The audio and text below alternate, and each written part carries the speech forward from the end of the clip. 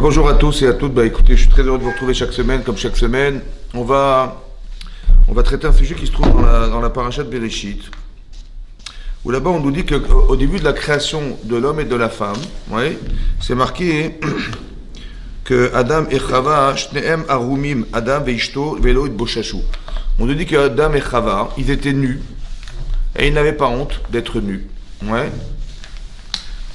Alors Rachid expliquait, et Rachid nous renvoie ce midrash qui nous dit que Shelo Ayodim derer tzniut. En fait, ils ne connaissaient pas le sens de la pudeur.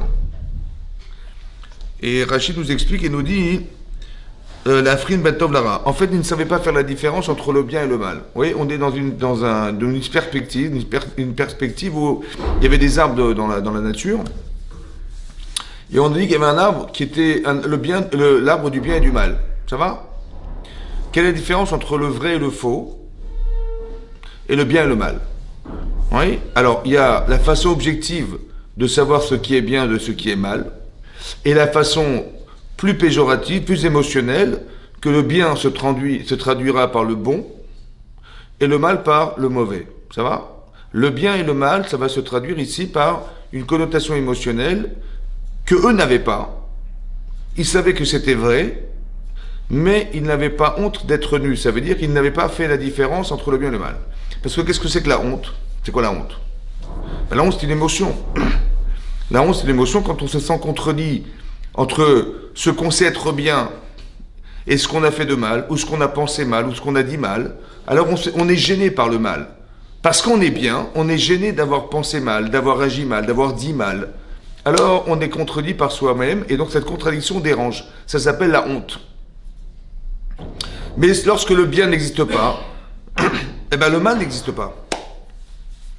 Par exemple, si vous voyez des gens qui n'ont pas honte, tu dis, mais comment ça fait, t'as pas honte de faire ce que tu fais? Pourquoi ils n'ont pas honte? Ils n'ont pas honte parce que le bien n'existe pas. Donc c'est pas honteux, puisqu'il n'y a pas de contradiction. Vous avez compris? Donc j'ai pas honte. De quoi j'ai honte? De quoi? Si tu étais bien, tu aurais honte d'être mal. Mais comme tu n'es pas bien, tu n'as pas honte d'être mal. Ça va? Maintenant ici c'est marqué que le mal n'existe pas et le bien n'existe pas. Donc il n'y a pas de contradiction, donc on n'a pas honte de faire du bruit pendant les cours avec des chaises. Vous avez compris? Vous avez compris? C'est ça, la honte.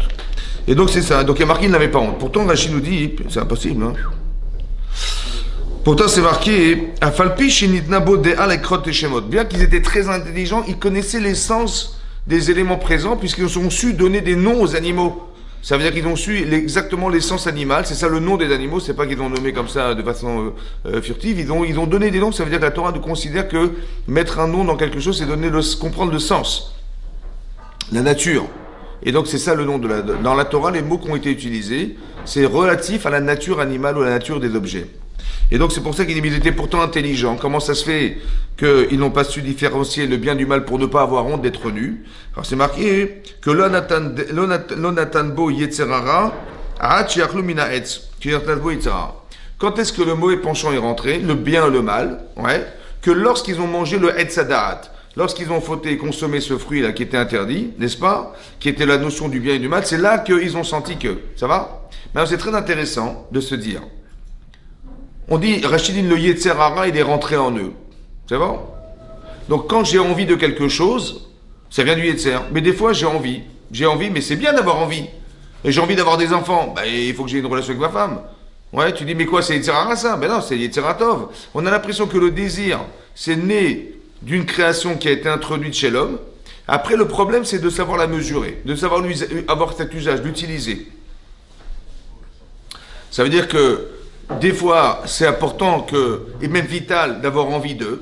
Après, c'est la largesse de l'envie qui est problématique. Combien tu as envie? Ça va? Tu vois? Ça va? Et donc, c'est ce qui est marqué là. Ici, il avait une notion du vrai et du faux, mais pas la notion du bien et du mal. C'est pour ça qu'il n'avait pas honte d'être nu. C'est vrai? C'est ça qui est marqué ici dans la Torah. Ok? Avant qu'ils aient fauté, cette notion du bien et mal n'existait pas. Elle a été introduite par le fait d'avoir transgressé la loi de la Torah. Et donc c'est marqué ici qu'ils n'ont pas eu honte. Ok. Qu'est-ce qui s'est passé? On nous dit que le Nachash, qui est le représentatif extérieur du Yetzer, du mauvais penchant de l'être. Et là c'est marqué qu'il a été voir Chava. Rachid dit pourquoi il a été voir Chava? Parce que quand il a vu avoir des relations entre eux, il a eu envie. d'être à la place de Adam Arishon. Ça va? Et donc, qu'est-ce qu'il a essayé de faire? De lui accaparer sa femme. Il n'a pas été voir Adam Arishon pour l'éliminer, il a été voir sa femme pour éliminer Adam Arishon. En espérant qu'en séduisant son épouse, elle va tuer son mari. Ça va? Et donc, il pourrait épouser Chava. Voilà ce qui est marqué dans le texte de Rashi dans la Torah. Ça veut dire peut-être, c'est très intéressant, que si un homme, il a envie d'aller voir ailleurs, en étant marié, ou une femme, elle a envie d'aller voir ailleurs, c'est très possible qu'en vérité, au fond, ce désir-là, il n'est pas logique et cohérent pour lui. Seulement, il est donné par le Yetzera pour lui donner envie d'aller tromper, et de cette manière, il va divorcer, et comme ça, le Yetzera, il s'appropriera sa femme ou son mari, de façon à ce que ça soit plausible. Vous comprenez? C'est-à-dire que le fait qu'un homme, il a envie de tromper son épouse, c'est parce que ce Yetzera qui est en lui, en fait, il a vu qu'ils étaient ensemble. Et il a envie de lui prendre sa femme. Alors qu'est-ce qu'il fait? Soit il accapare sa femme, soit il se débarrasse de son mari. Vous avez compris comment ça marche? C'est-à-dire que l'adultère, d'après cette notion-là, la notion d'adultère, c'est d'expliquer qu'en vérité, le désir que j'ai en moi, il ne vient pas de moi. C'est ce qu'on appelle le yetzer, c'est un yetzer, il y a un être étranger qui me donne envie d'eux. Et cet être étranger, en vérité, qu'est-ce qu'il veut? Il veut me débarrasser de la relation que j'aurais pu avoir avec mon épouse pour lui prendre, pour qu'elle soit prise par quelqu'un d'autre qui s'appelle son yetzer. C'est ça qui est marqué là. Ça va? Très intéressant. Ça veut dire que le dérapage, de la relation extra-conjugale, elle vient du fait que le yetzer, il a envie de se procurer son épouse à cet homme. Alors qu'est-ce qu'il fait? Soit il va récupérer sa femme, elle va être jalouse, je sais pas quoi, soit, et donc elle va se séparer de son mari, soit c'est lui qui va avoir envie d'une autre femme, et ça va le séparer de son épouse, et c'est comme ça qu'il va s'accaparer la femme de l'autre. Vous avez compris comment ça marche? Qu'est-ce qu'il a été faire le yetzer? Il a dit à la femme, il dit, mais est-ce que vous pouvez manger des arbres de la terre? Elle a dit, bien sûr. Par contre, celui-là, non. Alors Rachid expliquait qu'il a fait exprès de poser la question de façon globale, pour qu'elle dise celui-là, mais pas non. Et celui-là, non, pardon. Ouais. Alors il dit, comment ça, pourquoi celui-là, non? Il dit, parce que Hachem nous interdit de consommer cet arbre du bien et du mal. Et il a dit, il ne faut ni toucher, ni le consommer, ni carrément le toucher. Il dit, comment ça le toucher? Non. Il l'a bousculé, elle a touché l'arbre, et il dit, alors t'es morte ou pas? Il dit, t'as bien compris que Hachem, il veut pas que vous mangiez cet arbre parce que vous serez comme lui. Il n'a pas envie que vous soyez comme lui. Alors c'est pour ça qu'il est interdit carrément de manger, de consommer ce fruit-là, parce que vous serez comme Hachem. Ça veut dire que vous connaîtrez non seulement la vérité, vous l'avez déjà, mais vous saurez aussi la notion du bien et du mal, ce qui fait toute la différence dans les choix d'un être humain. Ouais, que quand on a consommé le fruit du bien et du mal, on était comme Hachem qui est capable de choisir. On peut choisir maintenant. Ça veut dire qu'on a envie, et on peut dire non ou on peut dire oui. Avant, on ne pouvait pas. Il n'y avait pas de choix, parce qu'il n'y a pas d'envie. Donc il n'y a pas de choix possible. Donc vous serez comme Hachem qui peut choisir. Et donc c'est pour ça qu'il vous l'a interdit. Vous avez compris? C'est ça qu'il a dit le Yitzhara à la femme. Et donc qu'est-ce qui s'est passé? La Torah nous dit, elle a été tentée effectivement d'être comme Hachem. Et donc il y a marqué dans la Torah, c'est marqué, elle a vu que l'arbre il était beau, il était tov, on va dire qu'il était bien. À la fois il était bien, à la fois il était ta'ava, il était attrayant, on va dire, et à la fois il était aussi nechmad, agréable. C'est-à-dire que ce sont des notions qui sont des notions émotionnelles. Elle ressentait les émotions que lui représentait cet arbre, et donc elle a été tentée de le manger. Et c'est ce qui s'est passé. Donc c'est marqué Tov, encore une fois les mots utilisés dans la Torah c'est Tov, Tov c'est bien, on peut dire très bon ou c'est bien. C'était Ta'ava, c'est un désir, et c'était Nechmad, c'était agréable. Ça veut dire qu'elle est attirée par tout ce qui est émotionnel. Et donc elle a été attirée par cet arbre et elle a consommé ce fruit. Mais c'est marqué dans la Torah, je vous lis ce qui est écrit, elle a dit Vatikarmi Pirio, donc elle a pris de son fruit à cet arbre, Vatochal, elle l'a consommé, Vatitem Gam Leisha, elle a aussi donné à son mari, Himma, avec lui, avec elle, va Yochal et il l'a mangé. Ça va? Maintenant, comment elle a réussi à convaincre son mari? Hachem lui a dit ne mange pas. C'est Hachem qui lui dit ne mange pas. Sa femme lui dit mange. Hachem ne mange pas et sa femme lui dit mange. Hachem lui dit tu vivras l'éternité sinon tu mourras si tu manges ce fruit. Et sa femme lui dit mais non on va vivre. Comment il a pu écouter sa femme au détriment d'Hachem? Comment il a pu choisir dans le doute de mourir et qu'elle lui prétendait qu'ils allaient survivre l'éternité? Regardez la force qu'une femme elle peut avoir de convaincre son mari. C'est extraordinaire quand même. Ça va? Et la puissance qu'une femme elle peut avoir d'arriver par des émotions, ouais, à faire entrer son mari dans une perspective de faire l'inverse de ce qu'il a su au départ. Hachem, sa femme, il a fait le choix de sa femme. Elle lui a dit, tu vas vivre, etc. On va être comme Hachem. Ouais, alors qu'Hachem lui dit, mais tu vas mourir. Et il est capable d'écouter sa femme. C'est extraordinaire quand même. Qu'une femme, elle a une capacité d'influence sur son mari qui est énormissime. C'est ça qui est marqué déjà là. Ça, c'est une chose.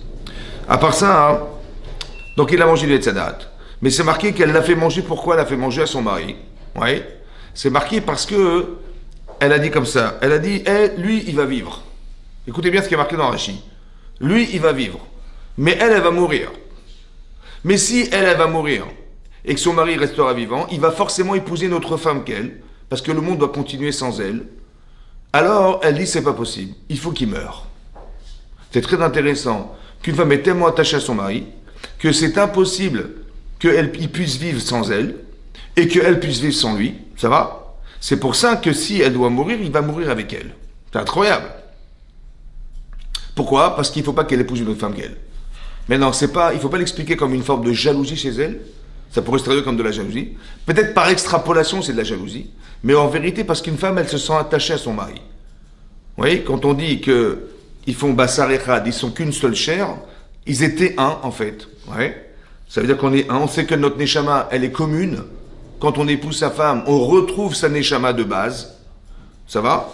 En fait, on a été séparés dans notre vie de Neshama commune, et cette séparation, en vérité, on l'a retrouvée le jour de son mariage. C'est bon? Après, qu'est-ce qui va se passer? Il va se passer que là, ils se retrouvent. Ok? Maintenant, elle considère qu'elle a arrêté sa vie, en fait. Elle va mourir. Mais donc, si elle meurt, il faut que son mari parte avec elle. Donc, elle va essayer, réussir à le convaincre pour qu'il meure avec elle. C'est ça le pshat. Ça va? Pourquoi? Parce que de toute façon, il n'a pas de femme que moi. Donc, il faut qu'il meure avec moi. C'est bon? Ça, c'est ce qui est marqué dans Rashi. Maintenant, à la suite de ça, Hachem, qu'est-ce que dit Hachem à Chava? À Chava, ouais, il s'est adressé au serpent, il s'est adressé à la femme, il s'est adressé à l'homme. Et il a dit à la femme une chose incroyable, il a dit Arba Arbe Etzboner. Je vais multiplier ta souffrance. Et Rachid expliquait la difficulté qu'on a d'éduquer ses enfants.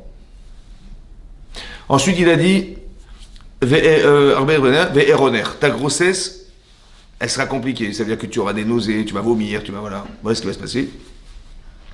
Ou be'etzev tel dibanim. Et dans la souffrance, tu vas devoir accoucher. Et là, je comprends pas. Qu'est-ce que ça a à voir avec sa faute? Bon, la faute est ok. Mais non, on a du mal à expliquer, parce qu'on connaît un peu la Torah, qu'on punit personne ici. Il n'y a pas de punition dans la Torah. Ça va?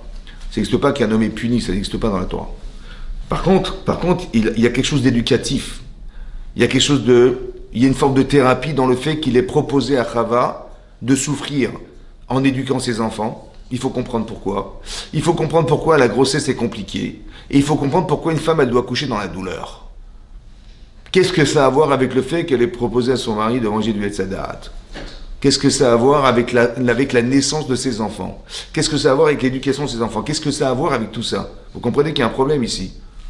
Qu'est-ce que ça a à voir, l'accouchement, avec le fait qu'elle ait proposé à son mari de manger du... Ça va? Alors l'idée c'est comme ça. Écoutez-moi bien. En fait, c'est quoi son raisonnement? Elle a dit, je vais mourir. Dieu, il a dit, tu manges, tu meurs. Ok, bon, elle a dit, j'ai fait une erreur. Après coup, elle s'est rendue compte qu'elle a fait une erreur. Elle sait qu'elle va disparaître parce qu'elle a consommé du fruit de la connaissance du manuel. Ok. Mais de toute façon, mon mari, il ne peut pas vivre sans moi. Au lieu d'assumer en disant, j'ai fauté, mon mari se marie avec une autre femme, j'accepte. Non. Elle a dit, non. Je ne pourrais jamais imaginer que mon mari épouserait une autre femme que moi. Donc, pour ne pas que je souffre, il faut qu'il meure. Ça va?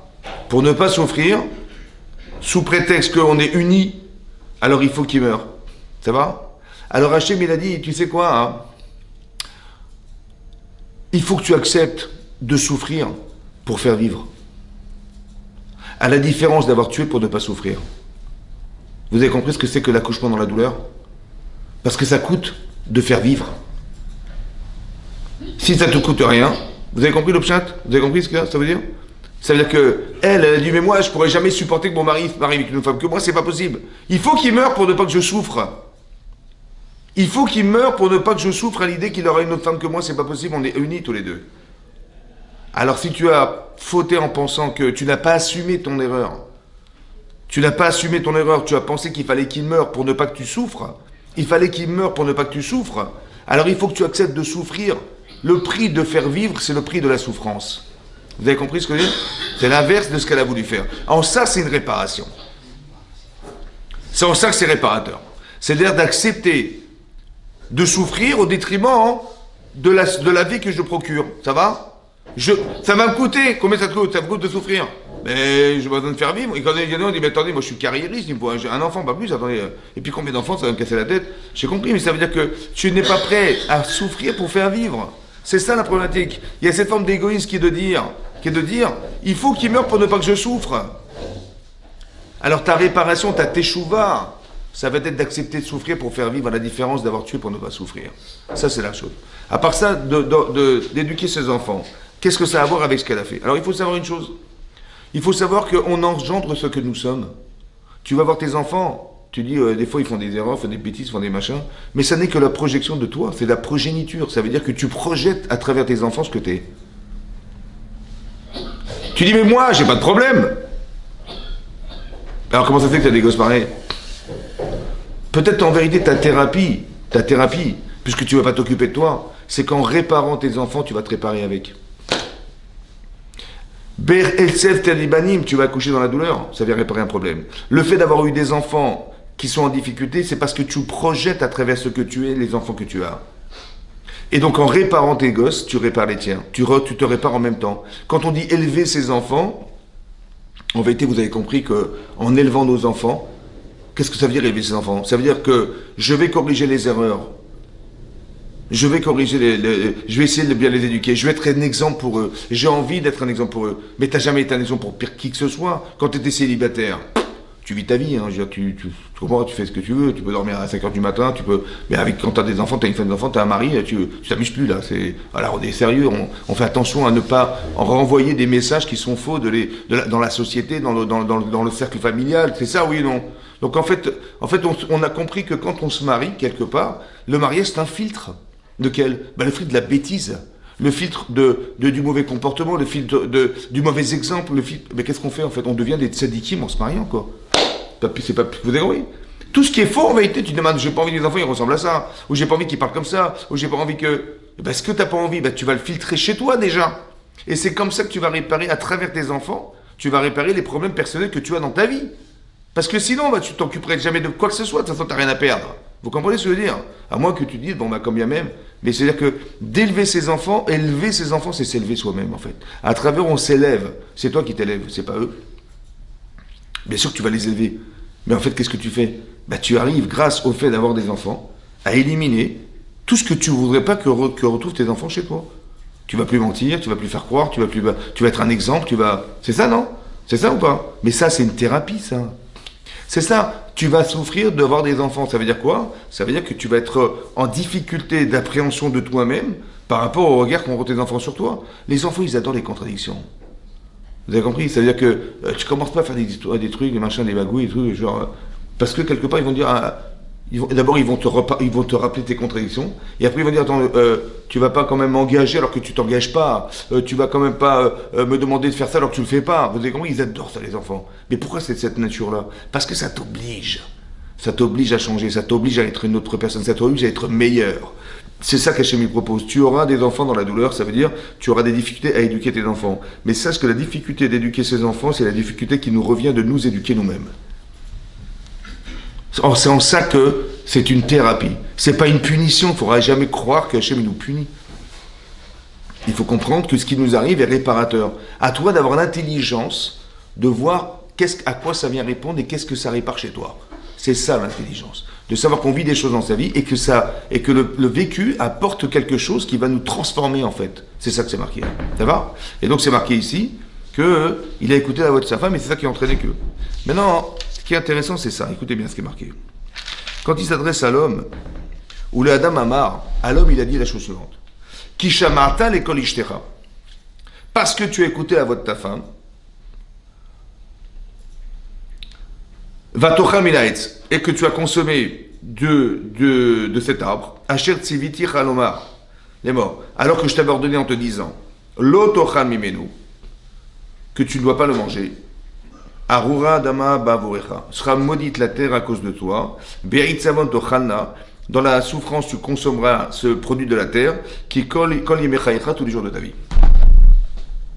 Parce que tu as écouté la voix de ta femme, et que tu as consommé du fruit que je t'avais interdit de consommer, la terre sera maudite. Ça va? Maintenant, pourquoi la terre est maudite? Parce qu'il a mangé quelque chose qu'Hachem lui avait interdit de consommer. Ça va? Pourquoi la Torah le rajoute?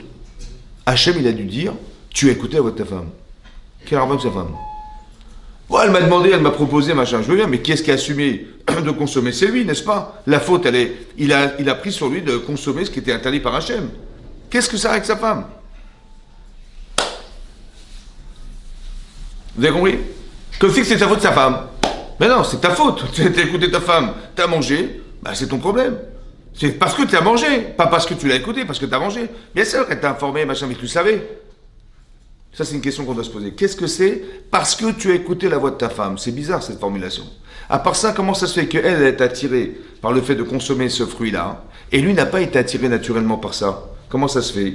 Si c'était tellement attirant, c'était Tov, c'était Ta'ava, c'était Nahmad, c'était Tov, c'était plaisant, c'était agréable. Pourquoi lui n'a pas été attiré comme elle a été attirée? Comment ça se fait? Vous comprenez ça? Comment ça se fait que c'est elle qui a été attirée par ça et pas lui? Pourquoi la Torah considère qu'il ne fallait pas qu'il écoute sa femme?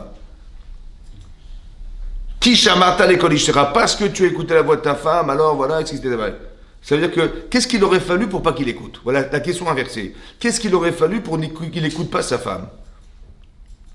Qu'est-ce qu'il aurait dû être pour ne pas écouter sa femme? Manifestement, c'est ça qu'on lui reproche, ouais.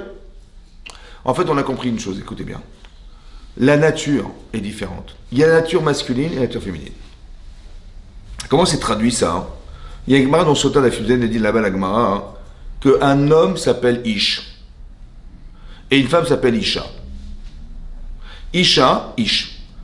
Maintenant, dans chacun des deux, ce qui est commun aux deux, c'est le Aleph Shin. Aleph Shin, c'est commun. On retrouve le Aleph Shin dans l'homme et le Aleph Shin dans la femme. La différence, elle est dans le Yud qu'on retrouve dans l'homme. Mais le Yud, il sépare le Aleph du Shin. Ça va? Alors que le He, il se rattache au Aleph Shin. En hébreu, Isha. Aleph Shin He. Ish, Aleph, Yud Shin. L'Agma a expliqué dans Sota, hein, le He, c'est le côté féminin.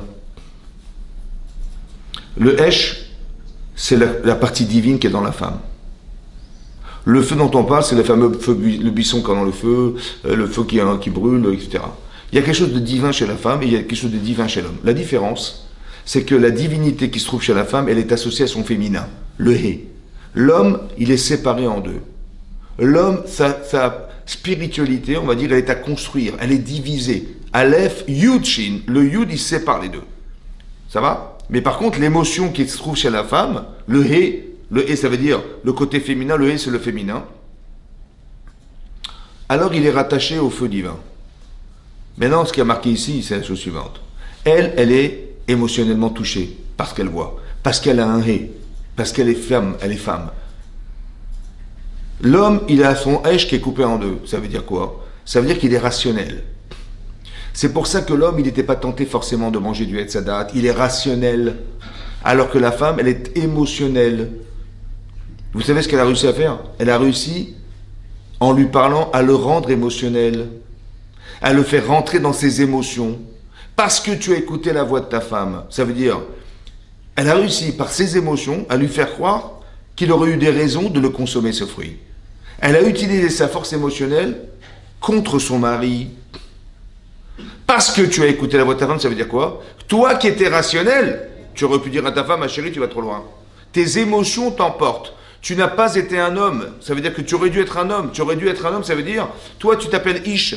Tu n'as pas les émotions que ta femme elle a. Donc tu aurais dû dire à ta femme, émotionnellement, ça va pas. Tes émotions, elles ont un sens, mais là, tu vas trop loin. Ça veut dire quoi, tu vas trop loin? Tes émotions t'emportent, et c'est parce que tu étais émotionnel que tu as vu qu'il était tov, que tu as vu qu'il était nehmad, il était etc. Et là, tu t'es fait emporter par tes émotions. L'homme, il aurait dû dire ça. Mais il a écouté la voix de sa femme. Il n'a pas été un homme. Ça veut dire quoi il n'a pas été un homme? C'est-à-dire qu'il n'a pas utilisé sa rationalité pour construire son épouse. Ça va? Il a été emballé par les émotions. Il a écouté la voix de sa femme. Ça veut dire qu'il a écouté les émotions. Et ça, c'était pas bon. Ça va? Et donc c'est ça qui est marqué là, que c'est ça qu'on lui dit. Parce que tu as écouté la voix de ta femme, ça veut dire autrement dit, tu aurais dû être un homme, mais tu as écouté la voix de ta femme. Et c'est ça qui t'a perdu en fait, ici dans le domaine de... C'est-à-dire qu'il y a une émotion qui est dangereuse, et une émotion, on verra, qui est nécessaire, obligatoire. Mais c'est en tout cas la capacité qu'elle a eue émotionnellement, parce que c'est sa nature, de prendre son mari de son côté à elle, c'est sa force qui va faire que, malheureusement, c'est comme ça qu'il a fauté. C'est pour ça que la Torah nous rajoute, parce qu'il a écouté la voix de sa femme. Il fallait simplement dire, parce que tu as mangé du Hetzadat, que je t'avais interdit de consommer, tu l'as mangé, la terre sera maudite. Voilà ce qu'il fallait marquer. Pourquoi tu parles de sa femme? Parce que le problème, il est là. En fait, ta carence, c'est que tu n'as pas su déterminer ta masculinité, ton côté masculin qui t'aurait normalement permis de contrôler les pulsions de ta femme. C'est ça. Tu aurais dû être un homme en couple. C'est-à-dire en capacité de pouvoir maîtriser ton épouse. Ça va? Ça, c'est ce qui est marqué dans la paracha de Bereshit. Ce qui est marqué dans la paracha de Vaïra, là-bas, c'est marqué que lorsque Israël a commencé à grandir, c'est marqué comme ça.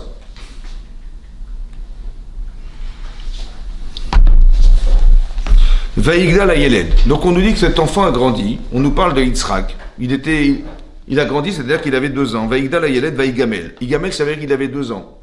Il était sevré. Vayas Avram Mishte Gadol, Beyom Igamel et Yitzhak. Donc il a fait un grand festin. Le jour où a été sevré Yitzhak, il a fait un grand festin. Il a invité les grands de ce monde, à Yitzhak, Avram Avinu, pour montrer au monde entier que Hachem existe. Comment t'as fait? Ben voilà, mon fils il a 2 ans, j'en ai 102, ma femme 92. Vous voyez que Dieu existe, ce qui est impensable. Voilà ce qu'il a fait. Ok. Vatere Sarah et Ben Agar et Mitzrit et Yalda et Avram Metzachek. Elle a vu Sarah que la femme, l'enfant de la servante d'Abraham qui était Agar, Metzachek, il s'amuse. Rachid nous explique c'est quoi s'amuser. Ben, il s'amuse à faire de l'idolâtrie. Il s'amuse à faire de l'adultère. Il commençait l'adultère. Il s'amusait à tuer des gens. Il voulait tuer son frère en fait. Pourquoi? Parce que quand Ishmaël a compris que la mère de Yitzhak, qui était Sarah, elle prétendait que l'aîné d'Abraham, c'était pas lui, mais c'était bien Yitzhak, elle a dit, ah bon, c'est lui l'aîné, vous êtes sûr? Il est où mon frangin là? Je m'amuse, on s'amuse. Il lui tire dessus pour le tuer, en fait, il s'amuse. Ça va? Pour prétexter son accident. Pourquoi il fait ça? Parce qu'en fait, il voulait que celui soit l'aîné. Ça va? On aurait pu partager, parce qu'il est l'aîné de son père, mais il a une autre mère, et l'autre il est l'aîné de son père, mais en ayant une autre mère. Non, ça ne l'a pas contenté, lui. Il voulait absolument être le seul. Donc il a essayé de tuer son petit frère. Ça va? Et c'est ce qu'elle a vu, sa mère. La mère de Yitzhak, elle a vu, elle a vu que Ishmael voulait tuer Yitzhak. Va tomber à Abraham, et sur ce, elle va s'adresser à son mari. Va tomber à Abraham, elle va dire à Abraham, Garesh à Amazot, chasse cette servante, chasse Agar, Ved Bena et son fils, Kilo Yirash ben Hamazot imbenim Yitzhak, parce que n'héritera pas le fils de cette servante avec mon fils Yitzhak. Voilà ce qu'elle a dit à son mari. Vaïra Adavar Meod ben Abraham. La Torah nous dit, mais ce qu'elle a dit, c'était impossible à entendre pour Abraham Avinu. Alodot Beno en parlant de son fils. Ça va? Ben, c'est logique d'un côté. Vous comprenez le problème? Elle lui dit, sépare-toi de cette femme, sépare-toi de Ishmaël, sépare-toi. Je n'ai pas compris, mais imaginez-vous Abraham Avinu. Il entend sa femme lui dire, écoute, chasse cette femme. Et qui c'est qui m'a proposé de l'épouser? Hein? Ben, c'est toi. Et cet enfant que j'ai eu avec elle, ben, c'est mon fils. Ça va? Et donc il n'a pas compris, comment elle a pu s'adresser comme ça, en parlant de Agar, et comment elle a pu en plus encore s'adresser de cette façon d'Ishmaël, alors qu'Ishmaël, il n'y a aucune raison qu'il le chasse de sa maison. Ça, c'est une chose à comprendre. À part ça, vous connaissez Abraham Avinu. Abraham, c'est quelqu'un qui fait l'hospitalité. Ça veut dire c'est l'inverse de ce qu'il a toujours fait toute sa vie, de recevoir les gens, lui. Non, Garesh est un Amazon, sépare-toi de cette femme et sépare-toi de son mari. Donc, un, c'est incohérent ce qu'elle dit. Et deux, c'est contraire aux qualités de Avraham Avinu qui est de recevoir. Lui donne, lui, donc il ne veut pas chasser, c'est impossible, vous comprenez ou pas? Et donc, c'est pour ça qu'il a trouvé que c'était Rab et Enav, ça veut dire mal à ses yeux, ce que lui propose son épouse. Va aimer Elohim et Avraham, sur ce Hachem s'adresse à Avraham. Que ce soit pas mal à tes yeux ce que tu as entendu de cette servante et de son fils. Tout ce que te dira Sarah, écoute sa voix. Parce que Yitzhak sera ta descendance. Là, c'est marqué l'inverse de ce qu'on a dit tout à l'heure. Nous, on a dit que parce que tu écoutais la voix de ta femme, ouais, alors et que tu as consommé de ce fruit que je t'ai invité de consommer, que la terre sera maudite. Il ne faut pas écouter ta femme. Et là, c'est marqué l'inverse. Écoute la voix de ta femme. Ah, je ne comprends plus rien là. Ça veut dire une fois on nous dit, écoute, il ne faut pas écouter ta femme. Et là, il dit marqué, écoute ta femme, elle a raison, écoute ta femme. Bah, il faudrait savoir quand est-ce qu'on peut l'écouter, quand est-ce qu'on ne peut pas l'écouter. C'est un vrai problème, ça vous avez compris pas? Ça va? Et Rachid nous explique ici que de là on apprend un chidouche, quelque chose d'innovant. Oui, c'est marqué ici. Shema Bekola, écoute la voix de ta femme. Et Rachid nous dit, le kol Ruach HaKodesh Sheba. Elle a un Ruach HaKodesh, c'est-à-dire elle a une vision spirituelle très forte qui se trouve en elle. Et la Mandou Shaya Avram Tafel les Sarah Benivut. On apprend ici qu'Avram Avinu, il avait moins de capacité de prophétie que son épouse. Ça va, voilà ce que dit Rachid. De là on apprend. Mais qui vous a parlé de prophétie ici? Il y a marqué, elle a vu. En fait, elle n'a rien vu du tout. Elle a senti. Il y a des femmes, elles ont des émotions. Elles ont une intuition féminine. C'est spirituel, ça. Ça va? Et donc, elle voit Ishmaël, elle n'a rien vu de spécial. Elle a senti, regardez de quoi il parle, c'est bizarre. Regarde qu'est-ce qu'il regarde. Regarde ce qu'il fait dans sa vie. Et elle a compris qu'il tournait mal, ce garçon tournait mal. Ça va? Elle a été voir son mari. Et ça, c'est un problème féminin, mesdames. Que les femmes, elles sont sûres et certaines que leur mari, il a exactement vu ce qu'elle a vu. Ou du moins, elle a compris quelque chose, et elle est sûre que son mari l'a compris comme elle. Elle est sûre qu'il a exactement les mêmes émotions que lui.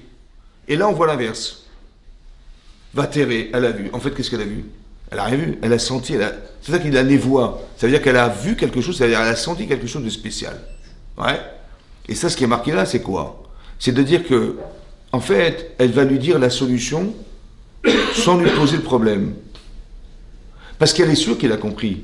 Elle est sûre qu'elle lui dit, évidemment, qu'est-ce qu'il faut qu'on fasse? Il faut qu'on se débarrasse de cette femme et de son fils. J'ai trop peur pour Yitzhak. C'est ça qu'elle a voulu dire, en vérité, à son mari. Et lui, il a cru qu'elle voulait lui dire, mais il faut te débarrasser de cet enfant. Et... En fait, vous avez compris qu'il y a un problème ici, c'est quoi? C'est que il faut qu'on soit capable d'expliquer, c'est-à-dire, quand une femme elle a des émotions, elle voit des choses, elle ressent des choses, mais elle le fait dans l'intérêt de son couple. Il faut qu'elle explique à son mari, écoute, il y a un problème. Il faudrait que, parce que ce qu'elle a dit, les mots qu'elle a prononcés, lui, il les a compris comme une femme jalouse. Il a dû comprendre qu'elle se moquait de son enfant, tu vois. Et j'ai dit, mais qu'est-ce qui t'arrive? Ça va pas. Alors Hachem lui a dit, n'écoute pas ce qu'elle t'a dit. N'écoute pas les mots. Écoute le col, la voix.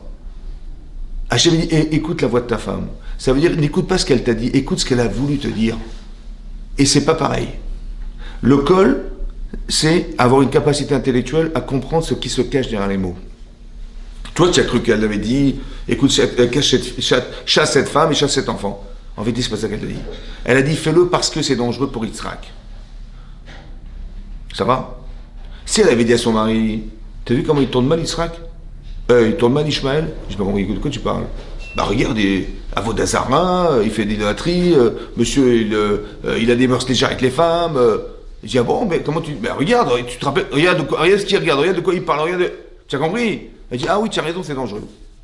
Ben mais c'est dangereux pour qui? Ben c'est dangereux pour Yitzhak, parce qu'elle risque d'influencer cet homme, cet enfant, pardon, oui. Alors qu'est-ce qu'on fait? Ben oui, dans ces conditions, c'est vrai que il faudrait qu'on fasse attention que l'enfant, il n'ait pas d'influence. Mais comment on peut faire si sa mère est là, il va être là, comment tu vas faire?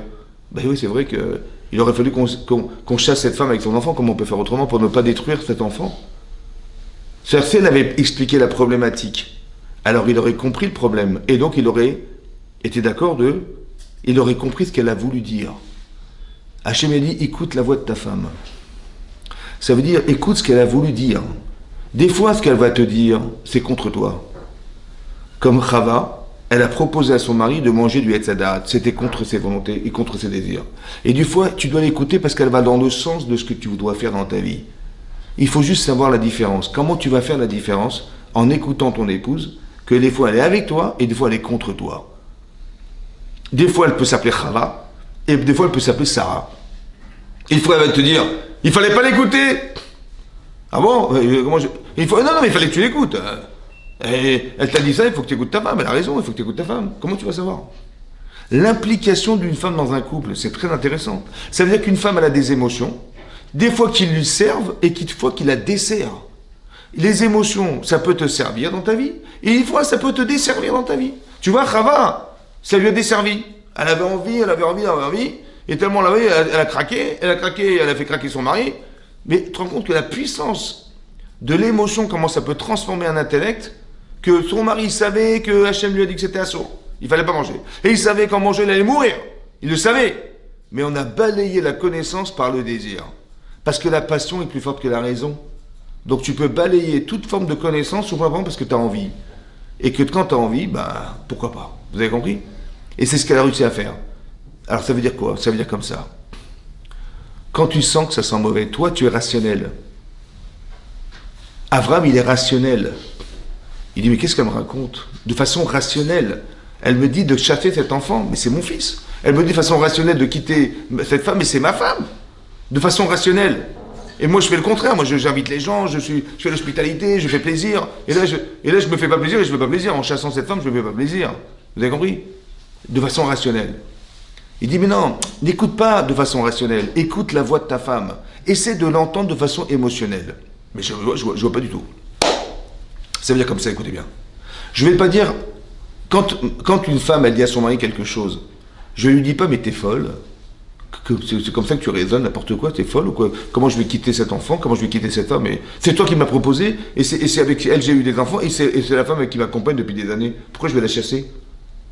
Tu as compris? Ne dis pas, mais t'es malade, qu'est-ce que tu me racontes des bêtises? Non, tu vas dire, écoute, j'ai pas compris.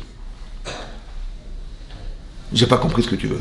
Ça veut dire que je ne comprends pas, ça veut dire que, ici c'est marqué, elle avait un niveau émotionnel beaucoup plus puissant que son mari, elle avait une forme d'intuition que son mari n'a pas, comme je sais qu'une femme, elle a des intuitions que je n'ai pas, et qu'elle-même, elle ne peut pas s'expliquer. Elle dit, ouais, je sais pas, je le sens pas, tu dis comment ça se fait, mais je sais pas, c'est comme ça, ça sent mauvais ou ça sent bon, tu vois, j'ai envie de faire, le problème c'est comme ça. Une femme, elle a des intuitions. Donc, comme c'est des notions que je n'ai pas, alors je dis pas, mais elle dit n'importe quoi. Ou par exemple, tu vas entendre crier ta femme dans la cuisine. Bon, tu vas dire qu'est-ce qui s'est passé? Il y a une bombe qui va exploser. Elle dit non, j'ai juste une souris qui est passée. J'ai vu une araignée. Je dis, t'as vu une araignée? Oui. Mais t'as crié, on croit que t'as sauté par la fenêtre. Les émotions, ça veut dire qu'elle a des émotions qui lui permettent de voir autrement. Toi, tu vois la fourmi, ou tu vois, pardon, l'araignée comme ça. Elle fait 2 cm², et elle voit une araignée qui va rentrer dans la maison, elle va lui bouffer le... Les émotions transforment la matière. Ça veut dire qu'elle a des émotions tellement fortes qu'elle voit autrement. Elle a des yeux différents des tiens. Mais comment? Pas parce qu'elle a des yeux différents, c'est parce que les émotions qui transportent la connaissance font d'elle d'une femme qui voit les choses autrement. Et ça peut être un avantage, ça peut être un inconvénient. Elle a besoin de se rassurer parce que ses émotions font qu'elle va imaginer toutes les choses que toi tu ne verras jamais. Hein. Mais en fait, elle a besoin d'être rassurée. Ça va? Et parce que ces émotions font que son imaginaire va faire qu'elle va croire des choses qui vont la troubler, qui vont lui faire peur. Toi, tu es là pour rassurer, toi, tu es rationnel, tu es rassuré. Ça va? Maintenant, quand tu vas voir que ce qu'elle te propose est soit contraire à ce que tu sais, ça veut dire quoi? Ça veut dire comme ça. Il faut qu'on soit libre, on reste libre intellectuellement de ses émotions personnelles. Ça veut dire comme ça. C'est compliqué, pourquoi c'est compliqué? Parce qu'en général, le cerveau, il sert le corps. Ton cerveau est au service de ton corps. T'as faim? T'as faim, ton corps il a faim, bah, ton cerveau il dit bah, on va ouvrir le frigidaire, on va manger. T'as soif, bah, ton cerveau il dit bah, c'est simple, on va boire. T'as froid, ton cerveau il dit bah, on va allumer le chauffage. T'as chaud, bah, on va allumer la climatisation, on va ouvrir la fenêtre. Ton corps ressent des choses que ton cerveau comprend et réagit de façon positive en soulageant ton corps, ça va? Mais des fois il ne faut pas écouter ton corps.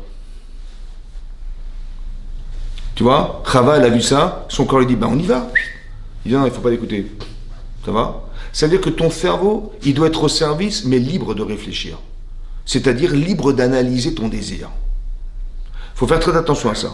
C'est-à-dire que comme si que dans un couple, il y avait le côté émotionnel, le cœur, et il y avait le cerveau, entre guillemets, et que des fois le cœur est trop fort, ouais, ou alors il m'amène quelque part là où je ne dois pas aller, ben je ne sais pas moi, je vais réfléchir.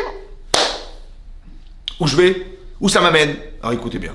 Si ce que tu vas avoir comme plaisir est momentané, mais que tu vas voir que plus tard, ça va te desservir, alors laisse tomber, c'est une avéra.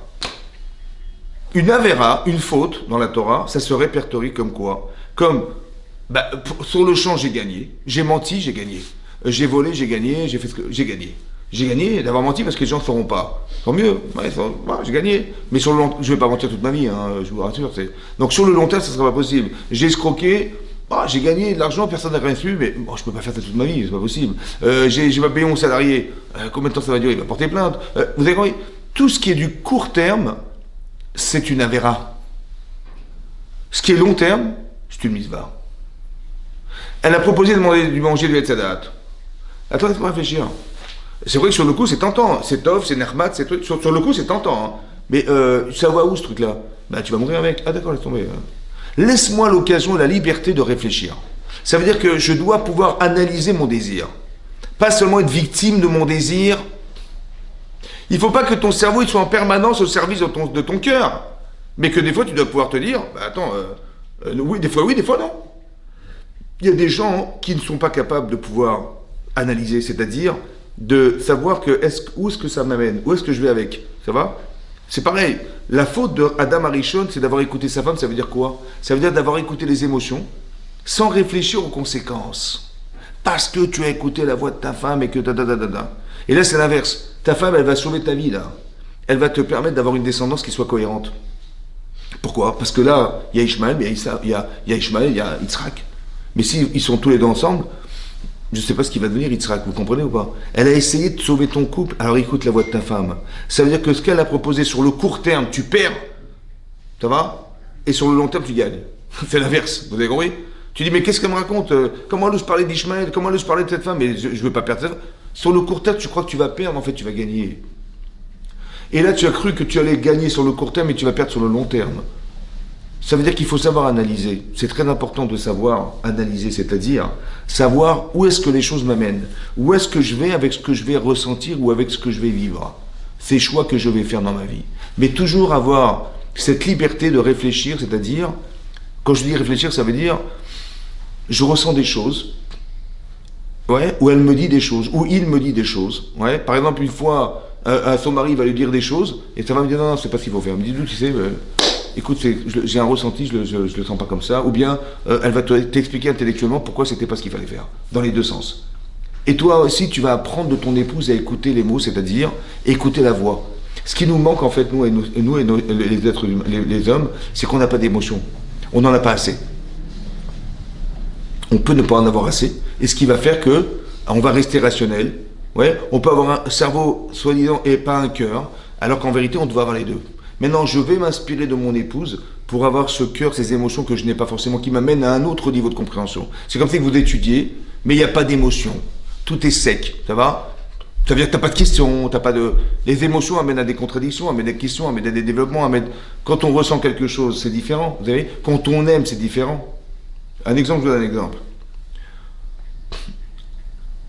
Dans la Torah, c'est marqué que Eliezer, le serviteur d'Abraham, oui, il a dit à Hachem, écoute, c'est simple, si je lui demande à cette fille que je vais rencontrer, qui va être la future femme de Yitzhak, je lui demande de me donner à boire, et elle me dit à toi et à tes chameaux, c'est bon, c'est la femme d'Yitzhak. Il a une chance sur 1 million, mais il dit, bon, au moins je saurais que le hasard, c'était toi, donc je vais proposer ça, si elle me dit ça, c'est bon. Bon, pourquoi il a dit à boire? Il a à boire, c'est parce que si elle rend service, c'est super. Mais à mes chameaux, wow, il avait 10 chameaux, et un chameau, ça boit 100 litres d'eau pour être sevré pendant une semaine sans boire. Pour ça que ça s'appelle gamal. En hébreu, gamal, ça veut dire sevré. Comme ici, je vous ai dit, igamel, c'est la même racine, ça veut dire sevré. Un chameau s'appelle gamal. Pourquoi il s'appelle gamal? Parce que la Torah considère qu'il peut boire il va boire 100 litres d'eau, il va pouvoir ne pas boire pendant une semaine. Il est sevré, c'est ça, gamin. Ouais. Donc 100 litres par 10, ça fait une tonne. Il faut qu'elle puise une tonne d'eau, madame. Ça va? Et si c'est ça, alors c'est super. Mais quelle jeune fille va puiser une tonne d'eau? Il fallait qu'elle ait envie de faire plaisir à ce point-là, ouais, énorme. À part ça, comme ça, écoutez bien. Il va venir lui demander de donner à boire de sa cruche. Donc mademoiselle, elle va venir avec sa cruche. Il va dire, écoutez mademoiselle, j'ai soif, vous n'aurez pas une cruche? Je vois que vous avez une cruche là, je peux boire de votre cruche? Elle va dire, oui, bien sûr. D'accord? Donc il va boire de la cruche, il va lui rendre la cruche. Qu'est-ce qu'elle fait faire avec? Qu'est-ce qu'elle va faire avec? Ben, si elle la récupère, la cruche, elle part avec. Il dit, mais attends, elle se rend pas compte, elle me connaît pas, peut-être que j'ai des maladies.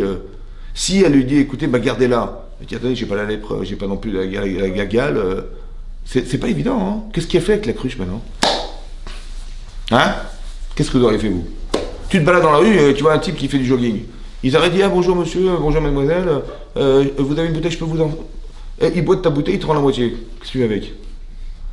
Si tu la jettes dans les plantes, tu dis, ah, si tu lui dis, va garder là, je dis, bah, attendez, c'est gênant, c'est pas évident, hein, c'est pas évident. Il fallait qu'elle ait l'intelligence de ne pas le vexer et de ne pas être débile. Elle a dit à tes chameaux. Ça veut dire qu'il a compris qu'il fallait qu'elle réponde instantanément. Mais comment tu peux répondre instantanément à une question pareille? Il faut que tu aies un telle envie de ne pas gêner les gens. Ça s'appelle une intelligence émotionnelle. Si tu dis de façon rationnelle, tu dis, bah, il me pose un problème. La rationnelle, je ne sais pas quoi faire. Je le rends, il va me prendre pour un idiot. Et je pars avec, il va me dire, mais attends, elle ne se rend pas compte de ce qu'elle est en train de faire. Si je lui rends, je lui dis, bah, la rente, ouais, qu'est-ce qu'on fait? Rationnellement, je ne sais pas. Rationnellement, je ne sais pas. Émotionnellement, je dis, ah, tiens, j'ai trouvé un truc, les chameaux. Vous avez compris ce que je veux dire? Les chameaux, c'est pour pas vexer l'un et l'autre. Pour pas être débile en partant avec la bouteille, et pour pas non plus gêner en disant, voilà, et c'est marqué là-bas dans le texte. Elle a dit, je donnerai jusqu'à ce qu'ils aient fini de boire. C'est pas que j'ai donné la bouteille pour me débarrasser de la bouteille, jusqu'à ce qu'ils aient fini de boire. C'est-à-dire, elle a trouvé l'intelligence de trouver un truc qui va non pas, sans le gêner, et à la fois qu'elle aura fait un acte de chesed. Vous comprenez ce que ça veut dire? Mais ça s'appelle de l'intelligence émotionnelle, ça. C'est comme, comment il s'appelle, Amram. Il vient d'entendre que Paro, monsieur Pharaon, il a décrété, n'est-ce pas, que les enfants qui naîtront, on les jettera au Nil. Voilà ce qu'il a décidé.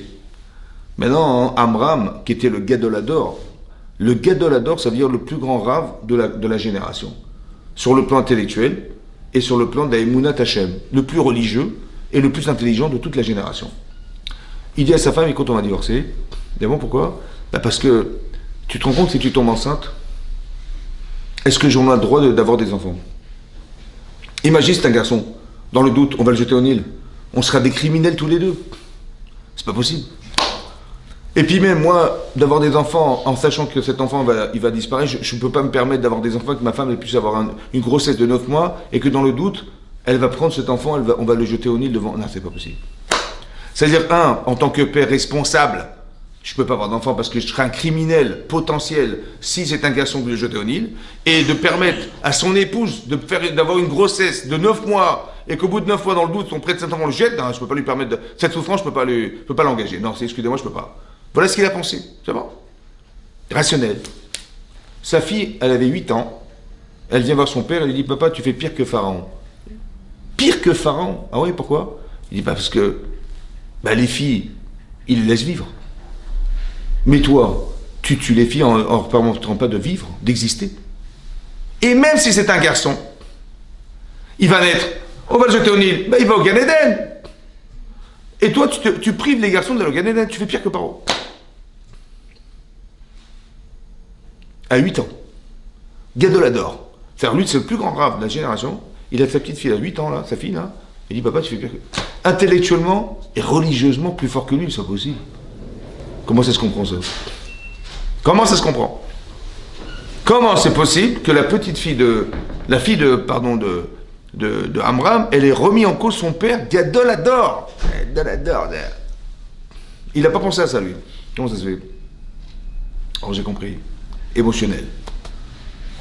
Ça veut dire que lui, il est dans l'émotion du père.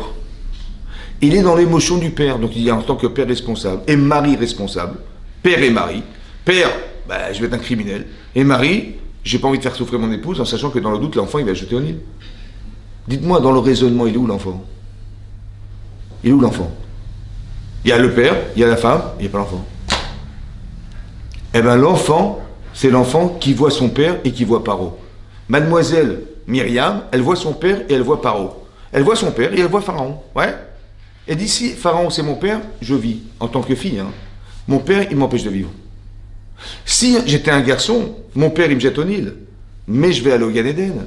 Et mon père, il m'empêche d'aller au Gan Eden. Vous avez compris ou pas? C'est-à-dire que le défaut de celui qui est un intellectuel, c'est de ne pas avoir la capacité mentale, émotionnelle de se mettre à la place de celui qui va subir ce choix. Celui qui va subir, c'est l'enfant. De quel droit tu te permets de choisir pour moi? Vous comprenez ça? Ça s'appelle une émotion, ça. De quel droit tu te permets de choisir pour moi? Mais moi, j'ai eu peur pour moi. Je suis un père de famille, moi. Et plus on est intelligent, et plus on va se sentir responsable, et plus on va penser à soi et pas forcément à celui qui va subir ce choix. Alors pour ça, il faut des émotions. Laquelle? C'est celle de... Tu te mets à la place de celui qui va subir ton choix. Ton enfant, il va subir ce choix. Si c'est une fille, elle ne pourra pas vivre, et si c'est un garçon, il ira pas au Gan Eden. Vous avez compris? Mais moi, j'ai vu en tant que père, en tant que mari, j'ai pas vu en tant que... Vous avez compris en quoi l'émotionnel, c'est fondamental. Tu peux rester rationnel, mais malheureusement, tu n'as pas le cœur à penser. Shma Bekola. Ou des fois, non. Des fois, cette émotion, elle te sert, et des fois, elle te dessert. Tu vois, elle a desservi Chava, et elle a desservi Adam Arishon. Et des fois, elle te sert parce que tu vois, ta femme, elle a envie de sauver ton couple, elle a envie de sauver ta famille. Alors écoute ses émotions. Ça veut dire que là, ça veut dire qu'on doit utiliser les émotions au service de quelque chose, pas au service de soi. Chava, quand elle a dit, attendez, mon mari, il va vivre et moi je vais mourir, mais il va épouser notre femme que moi, c'est pas possible. Donc tes émotions sont au service de qui? De toi-même. Alors elle va tuer son mari pour ne pas souffrir. C'est pour ça que Hachem dit, ma chérie, tu vas accepter de souffrir pour faire vivre. En accouchant dans la douleur, ça va te coûter de faire vivre, à la différence d'avoir souffert, pas voulu souffrir pour tuer les gens. Elle a tué son mari pour ne pas souffrir. Alors il faut que tu acceptes le contraire. D'accepter de souffrir pour faire vivre, c'est ça ta réparation. Combien ça te coûte de faire vivre alors que tu as voulu te tuer pour ne pas souffrir? Donc tu rattaches tout à toi. Non, tes émotions, elles ne sont pas faites pour toi. Elles sont faites pour quelque chose. Chava, elle a pensé à elle. Sarah, elle a pensé à sa famille. Tu vois, les émotions au service d'eux, c'est extraordinaire. Ça veut dire que des fois, tu vas écouter ta femme, ça dépend quelle orientation elle donne dans ta vie de couple. Et dans la tienne aussi, ça va? Des fois, tu vas avoir des émotions qui vont t'aider, et des fois... Mais ça dépend si elles sont concentrées sur tes intérêts personnels, catastrophe. Si c'est dans l'intérêt de la communauté, dans l'intérêt de notre couple, c'est dans cet intérêt-là que tu réfléchis, dans cet intérêt-là que tu as d'avoir des émotions. Ces émotions, elles te transportent, elles t'aident. Mais si c'est dans ton intérêt personnel, c'est foutu. C'est-à-dire que si c'est pour le bien, tu as gagné. Si c'est pour le mal, entre guillemets, c'est quoi le mal? C'est l'égoïsme. Tu orientes tes désirs, j'ai pas envie de perdre. Vous avez compris ce langage? J'ai pas envie de perdre. J'ai pas envie de faire des efforts. J'ai pas envie de me casser la tête. J'ai pas envie de... Ça va? Tu vas voir que tu vas souffrir. Pourquoi? Parce que ça va toujours aller dans ton sens, jamais dans le sens des autres. Chava, elle a dit, moi je vais perdre, ça va pas quoi? Il va avoir une femme, il faut qu'il meure avec moi. Ça veut dire que je n'assume pas mes erreurs. Je tire mon mari avec moi pour qu'il meure avec moi. Ça va? Au lieu d'assumer, je dis, j'ai fait une erreur, j'assume, il se marie avec une femme, j'ai pas mérité, cet homme, j'ai pas mérité. Non. Parce que, ce qui est incroyable, c'est que, parce qu'on est un, il faut que la personne meure avec l'autre. C'est pas ça d'être un. Être un, c'est au service de, pas au service de soi. Ça va? C'est pour ça que c'est très important de toujours comprendre que une fois tu vas écouter, une fois tu vas pas écouter. Tu vas pas écouter ton mari ou tu vas écouter ton mari. Tu vas pas écouter ta femme ou tu vas écouter ta femme. Ça dépend. Vous avez compris que c'est pas contradictoire. C'est simplement d'expliquer que quand c'est dans l'intérêt de soi, fais gaffe. Quand c'est l'intérêt d'eux, super. Mais c'est cette orientation qu'il faut avoir. Les émotions au service de quelque chose qui nous fait grandir et qui nous fait évoluer. Et pas les émotions, quelque chose qui va dans l'intérêt de soi, qui s'enferme dans soi-même. Ce qui s'enferme dans soi n'a pas d'avenir. Ce qui s'enferme dans autre chose que soi-même, c'est-à-dire dans l'éventualité large de ce que ça veut produire, ça a du sens. Ça va? Chazak ou Baruch. Bravo. Merci d'avoir suivi le cours.